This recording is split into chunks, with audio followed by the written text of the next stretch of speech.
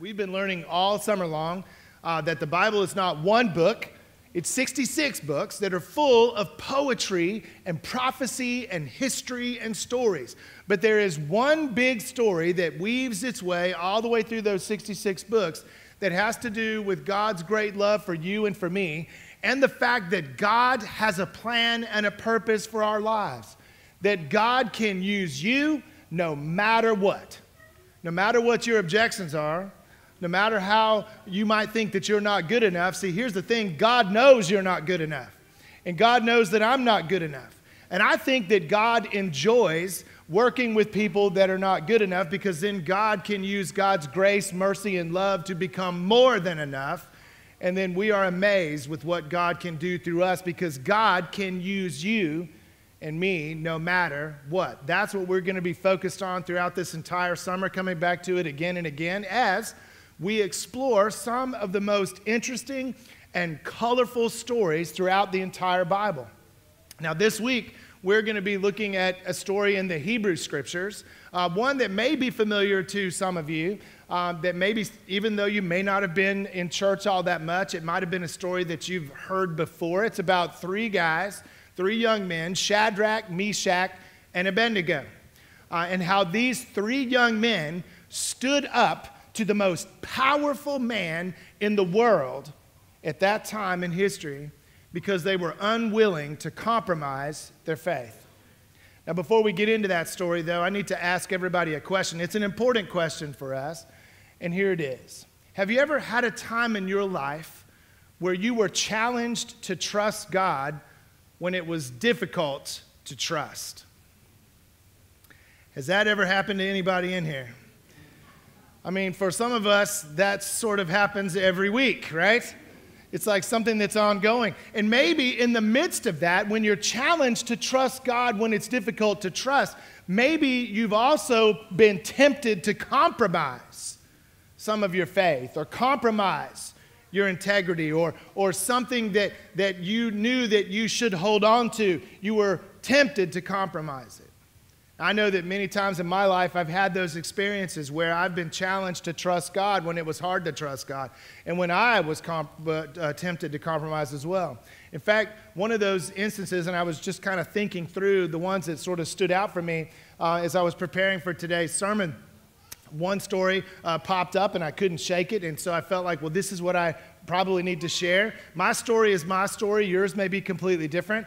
But in my case, this story started a little less than 2 years ago, when my wife Meredith and I began to realize that God was calling us to come here to Austin, Texas, and Shepherd of the Hills Presbyterian Church, so I could become the lead pastor here. And by all accounts, we had a pretty good life where we were. The church that I was serving then was doing pretty well. It was growing, thriving. Meredith's business was doing well. My kids seemed to be happy. My parents were near us. My mom was not well, and so it was not a really good time to move her. And we had just bought a house. Now, when I say just bought a house, I mean just bought a house. So we were thinking this stuff through in August, and we had moved in March. Okay? And so when we started to share with some friends and some colleagues that this is what we felt like that God was calling us to do, was to just leave and move all the way to Texas and move to Austin and be here at Shepherd of the Hills Presbyterian Church, people said, "You are nuts." Some of them were like, well, if you really feel like God is calling you to do that, then maybe you should think about it, right? But it was just like obvious, like, you just bought a house, dude. Are you insane?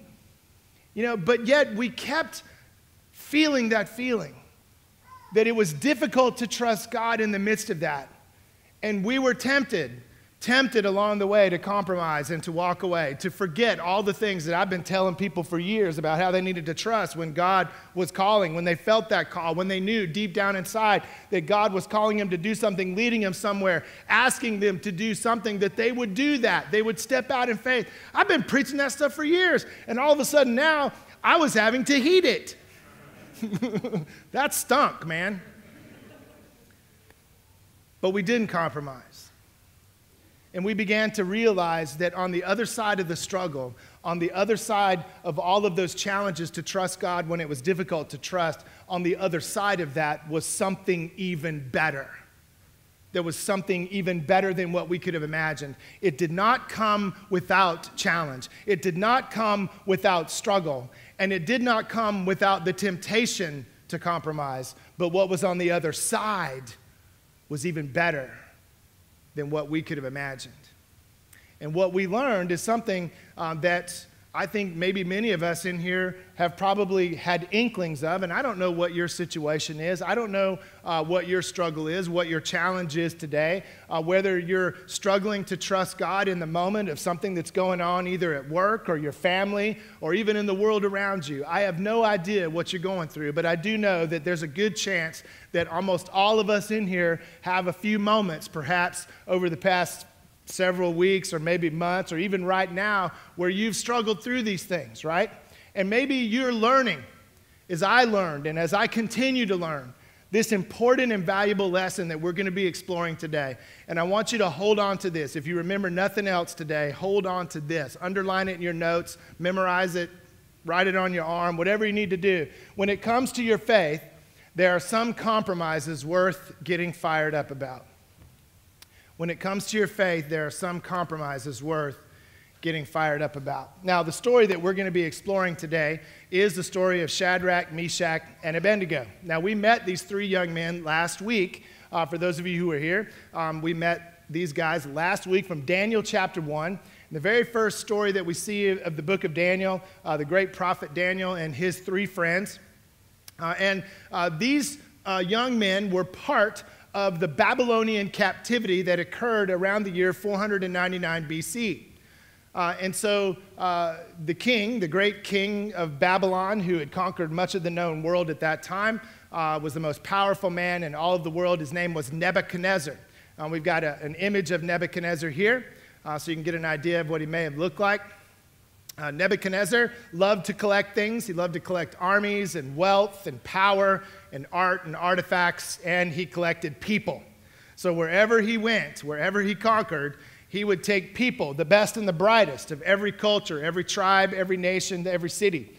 And so when he conquered the kingdom of Judah, which was the southern kingdom of Israel, which at this time in Israel's history was the only kingdom of Israel, he conquers Judah. He takes 10,000 people away with him. 7,000 of those people were from the royal family of Judah. And out of that royal family came Daniel and his three friends. Now, it's believed that these three friends and Daniel were set apart very quickly and very early to be another part of Nebuchadnezzar's collection. Nebuchadnezzar liked to collect wise men, people who were going to be guides, people who were going to give him counsel, and he loved doing it from all of the different cultures that he conquered because he wanted to make sure that he could understand the peoples of the world, that he would have the guidance and the wisdom of all of these people from everywhere. But in order to make them loyal, in order to make sure that they were giving him the best advice, he wanted to assimilate them into Babylonian culture, and we learned about that last week as well. That these young men were all given a new identity, new names, new clothes, and they were forced to learn the Babylonian language, the Akkadian language, forced to learn about Babylonian history, theology, philosophy, literature, so forth and so on. Now, somebody asked me a really good question right before the service, and I didn't have the answer, but I went and looked it up right before the service. So the question was, why do we use the names Shadrach, Meshach, and Abednego when those weren't their Hebrew names? Because their Hebrew names, and I did have to write this down, were Hananiah, Mishael, and Azariah. Okay, so those were their Hebrew names. So Hananiah means God is gracious. Mishael, it means who is as God is. And Azariah means God has helped. All right, so they were all given new names. Shadrach means command of Aku, which was a Babylonian god. Meshach is who is as Aku is, right? So they took his name and just twisted it. And then Abednego is slave of Nabu, which was another Babylonian god.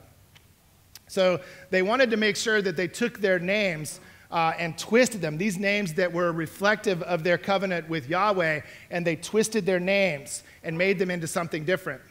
Just like Daniel was named Belteshazzar, right? So he was given a name as well. But Daniel, we use his Hebrew name throughout the book, and then these poor guys, we use their Persian name. And there is no really good reason. I mean, there's no good reason. It just means that was what was in the text. But as I was kind of having a conversation with my wife Meredith before the service, she said, well, that's even more powerful because it demonstrates how difficult it was for them to stand up. They had been so assimilated, they had been so sort of brought into this culture that the temptation to go all the way was even greater. Right? And so as we see, these guys ended up standing up to the king in a variety of ways. Last week, they stood up to the king by saying, we're not going to eat from the king's table. Now, they managed to get around that without causing too much problem, right? Because they made a bargain, and they said, we're going to eat only vegetables and drink only water, and if we're better than all the other guys when it's all done, then you have to let us keep eating that way. And they wanted to eat that way because of their identity as Jews, to eat kosher. And more importantly, not to eat from the king's table, because then they would be in covenant with the king and they would be violating the first commandment, which was to put other gods before the one God. And being in covenant with the king meant that they could not be in covenant with Yahweh. And so these three young men had already done that. And now we get to something in Daniel chapter 3 where King Nebuchadnezzar, he's full of himself and vain, and he wants now to be worshipped alongside some of these other gods in Babylon. And so this is what we see happens in Daniel chapter 3, verse 1. King Nebuchadnezzar made an image of gold 60 cubits high and 6 cubits wide and set it up on the plain of Dura in the province of Babylon. Now, the ancient historian Herodotus actually talks about this statue. He says that there was a statue in the ancient city of Babylon that was erected to a king that was near the temple of Marduk. Now, Nebuchadnezzar, Marduk was his patron god, and he had built a huge temple to Marduk.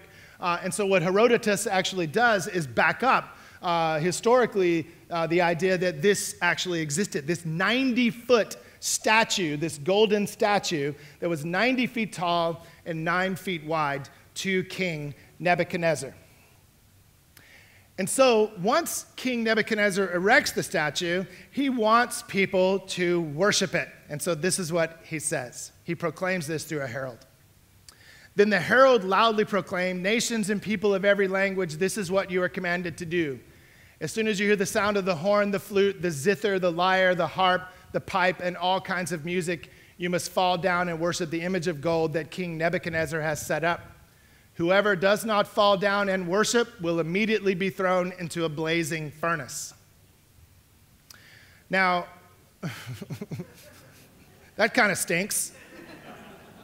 But for most of these people, right, this was not a big deal. You know, yeah, okay, I'll bow down and worship this golden statue of the king, right? So all of his nobles, all of the wise men, all of his people that he wants to engender, he wants to make sure that they are loyal to him. He gathers them together and he issues this decree that when the horn and the flute and the zither and the harp and there's like 3 or 4 other things, right? Like, what's that? The lyre and all kinds of music. And it says this over and over and over again in the text. It's almost like the person who is writing this wants to make sure that Nebuchadnezzar looks as silly as possible. So we're gonna see this again. So in case you're wondering, there is such a thing as a zither. It's not a Dr. Seuss kind of instrument, right? With some person, that's a zither right there. So that was the one thing out of there that I was like, what the heck is that? So I looked it up, and that's a zither. So anyway, Nebuchadnezzar proclaims this, and so that is indeed what happens. The horn and the flute and the zither and the harp and the lyre and the pipe and all kinds of music are played, and everyone hits the ground except for Shadrach, Meshach, and Abednego. And so I love this photo. Isn't that awesome? And so these guys, these Babylonian wise men that are jealous of Shadrach, Meshach, and Abednego, they go to Nebuchadnezzar. Of course, they're going to throw him under the bus. And they're like, oh, king, live forever. Guess what's happened? these three Jews, Shadrach, Meshach, and Abednego, when they heard the horn and the flute and the zither and the harp and the lyre and the pipe and all manner of other kind of music, they did not bow. They did not bow. They defied you. They defied you in front of everybody. They're supposed to be loyal to you. But they defied you. They didn't bow like the rest of us did. And the king is infuriated. And so he calls Shadrach and Meshach and Abednego to him. And then he gives them another chance, right? Because he went against his own decree, which said immediately, right, that you'll be thrown into the blazing furnace. But he gives them another chance. He's like, okay, we're going to try this again. Maybe you didn't hear the horn and the flute and the zither and the harp and the lyre and the pipe and all the other kinds of music. So we're going to do this again. And so when we play the horn and the flute and the zither and the harp and the lyre and the pipe and all the music, you better hit your knees and worship me. I mean, my statue. Right. So they say, we cannot defend ourselves in front of you. I mean, we cannot defend ourselves in front of you. And we know that this might be certain death for us, but and here's the thing, this is what they said, our God can save us, but even if our God doesn't, we must tell you, and you must know, that we are not going to bow. Because it's our belief that we should have no other gods except the one God, and that there should be no images that we would bow to. And so we're not going to compromise. And so it says in the text that the image of the king's face changed, which meant that he was ticked. He is so infuriated that he commands that the furnace that they be thrown into be heated 7 times hotter than it normally would be. Now, what kind of furnace are we talking about? Now, here's an image of what some scholars believe that it might have looked like. It's a giant kiln that would have been used to make bricks. And so this furnace probably was somewhere near where all of this construction was taking place. And so this furnace on its own would probably get up to about 2,700 degrees Fahrenheit. And so, the king is demanding, of course, in a kingly way, heat it 7 times hotter than it normally is. And so it says that the guys, Shadrach, Meshach, and Abednego, they're clothed in all of their clothing, right? They made sure that they put as much clothing on them as possible so they would burn really nicely. They put on their turbans, they tied them, and they drag them over to the furnace. And the guys that are throwing them into the furnace, the guards, are consumed. They're overcome by the heat, and they die, tossing them into this furnace. And so Nebuchadnezzar, he's over there looking into the furnace, right? He's wanting to make sure that these guys are burned to a crisp because they defied him in front of all of his wise men, in front of all these nobles, and he can't have that. And so he's looking in there, and then, this is like my favorite part of the whole story, and then he says this. Then King Nebuchadnezzar leaped to his feet in amazement and asked his advisors, weren't there 3 men that we tied up and threw into the fire? Of course there were. There were 3 men. They replied, certainly, Your Majesty, right? And he said, look, I see 4 men walking around in the fire, unbound and unharmed, and the 4th looks like a son of the gods. Come on, that's pretty awesome, right? And so he's got to be freaked out at this point. Now, here's where a lot of ink has been spilled and a lot of speculation has been made over the centuries about who the 4th figure was. And so in Christian culture, in Christian circles, a lot of Christians believe that that was, in fact, Jesus. Now, in the Jewish tradition, they believe that it was probably the angel Gabriel. We could sit around and debate this all day. Who cares? It was a divine presence in a furnace where they should have been burned up, right? That's the point of the story. And so Nebuchadnezzar, he asked them, hey, will you guys come out? And they're like, okay. And so they come out. And I love this part of the story. It says that they weren't even singed. And there's no smell of smoke on them, right? And Nebuchadnezzar then makes a new proclamation. He says, hey, all you nobles, if anybody talks bad about these guys' God, I'm going to cut them in pieces and I'm going to destroy their homes. It was a little bit over the top, I think, just, But then he says, because there is no other God that is greater than the God of Shadrach, Meshach, and Abednego. Now, there's a wonderful sort of subtext to this story that we touched on. But the subtext of this story is there's no evidence to suggest that these three young men in the story had no real inclination that God was going to save them. I mean, they said that God could save them. But even if God didn't, they were not going to compromise. And what they began to discover, right, and you can see this subtext in there, that what they discovered was even on the other side of death, they believed that God was full of mercy and love.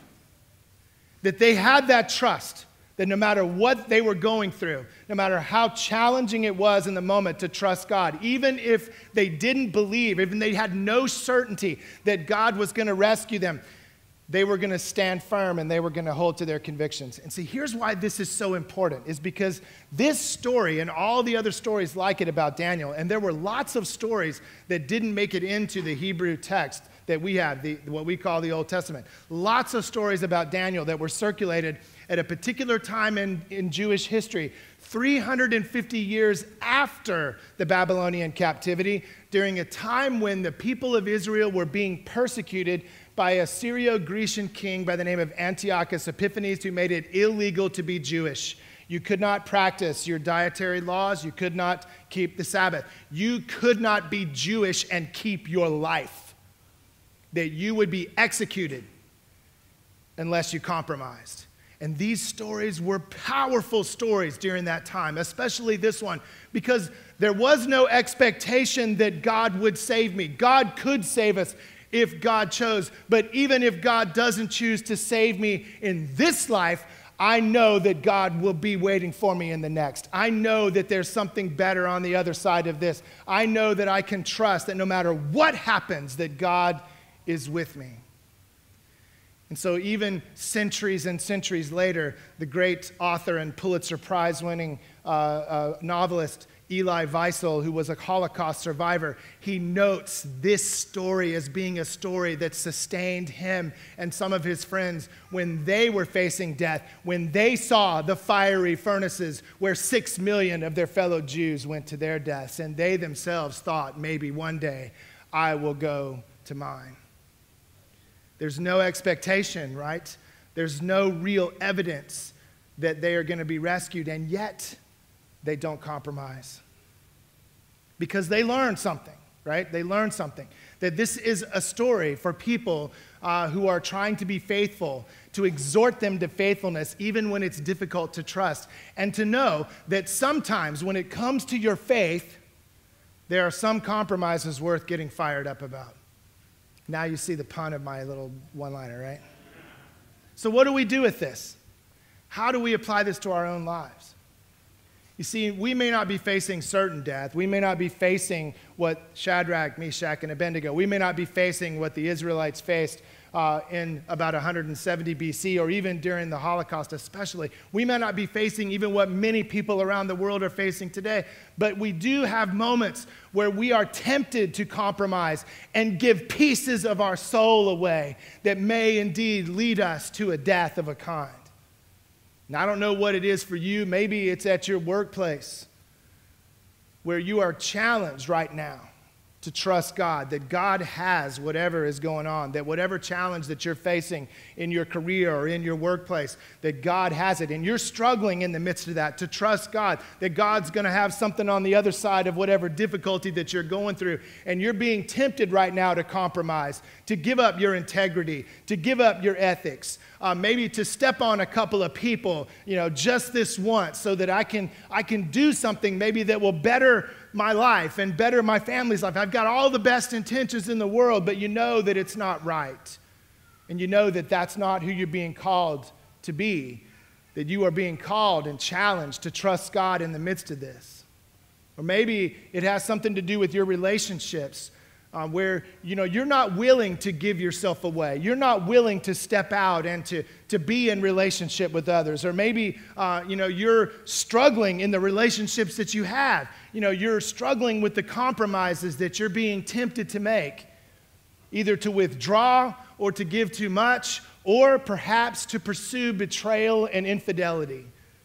All of these things are out there for you as you struggle and you try to figure out what am I supposed to do in the midst of this? There's got to be something on the other side of this. I need to hold on to it, but how do I do that? And right now, I see so many Christians when it comes to politics that are facing the same things. There are so many Christians who are quite willing, it seems, to put aside their integrity, to put aside their beliefs about what it means to follow Jesus, to put aside the very teachings of Jesus himself for political expediency, to get what they think they need. In all of these ways, we are tempted to give pieces of ourselves away, to compromise just a little here and there until there's nothing left. So what do we do? How do we figure this out? What are the steps that maybe we can take to be just like Shadrach, Meshach, and Abednego? The first thing that I think we can do is this: surrender your outcomes and know that it's not about you. That's what they did, right? They surrendered their outcomes. They realized that whatever story they were part of was bigger than them. It was way bigger than them. And they knew that if they white-knuckled every part of it, that there was no way that they were ever going to be able to get through it. And even if they didn't get through it alive, they would get through it with something intact, right? They would get through it with their integrity, their soul, their life, their very life, because God was on the other side of whatever struggle that they were facing. And they held on to that truth and surrendered their outcomes. And so that's what you and I are called to do, to surrender our outcomes of all of these things to the one who loves us more than we could possibly imagine. To know that God has my best interests at heart, and I'm going to surrender all the outcomes to him. Secondly, trust in the presence of God even when you wonder if God is there. I know there are some times when I have felt the presence of God. I have known that God was present. I have felt God in me and through me and all around me, and I love that feeling. But I have also known moments where I did not feel God's presence, and sometimes it feels like those moments outnumber the other ones. And in those moments where you're struggling to feel God's presence and struggling to maybe sense where God is, and you're asking, is God there? Is God asleep at the wheel? Does God have any plan for me? What is going on? That's the difficult bit for you and I, is to trust even in that moment that even though my finite senses, even though my struggles right now are so real that I can't get beyond my own junk, that I know that God is there. I know his presence is with me. That even though I may be struggling right now, I'm going to claim the promise that God made, that Jesus himself made to his disciples to never leave or forsake. That the psalmist sang over and over again, right? Where can I go to escape your presence? Your presence is all around me, even if I go to the very depths. I'm preaching right now. This was not part of my rehearsal. Even if I go to the very depths, to death itself, you are there. I don't have to be afraid of anything because God's presence is all around me. And the third thing, finally, is give God the credit and tell your story boldly. I mean, this story that was told of these three young men was told boldly in a time of persecution. It was told boldly in times of stress. You and I need to tell our stories boldly. We need to tell the stories of moments where we knew rescue, moments where we got through whatever it was that we were going through and came through the other side and realized that it was better than we could have possibly imagined. Or even if it wasn't better in the sense of better, it was different and we were okay with that. There was a blessing in that. And to be faithful in that moment, to know that this is what I got to tell this story. I got to preach this, right? I got to proclaim it. Not just because I need to hear it, because you and I, we need to hear our own stories. Sometimes we need to be reminded, right? But there are other people who also need to hear it as well. So give God the credit and tell your story boldly, because you and I need to know that when it comes to our faith, there are some compromises worth getting fired up about. Hallelujah. Amen. Let us pray. Good and gracious God, we are grateful for this moment to come together and to worship, to pray, to praise, to have joy and laughter, and to hear your word proclaimed. And God, I pray that if there are any among us here today who are struggling right now, struggling to trust, struggling to get through whatever it is that we're struggling to get through, God, that you would give us a sense of your presence, that you would give us a sense of your might and your power and your grace, that we would know that you are here. And even if we are struggling to know that we would hold on, that you would give us the gift of faith to be able to hold on to the truth that your Son, Jesus, is present among us, that he lives today, and because he lives, we also live. And God, I pray that if there's any here struggling with that you would give them peace and comfort, that you would send them out of here transformed and changed and ready to believe.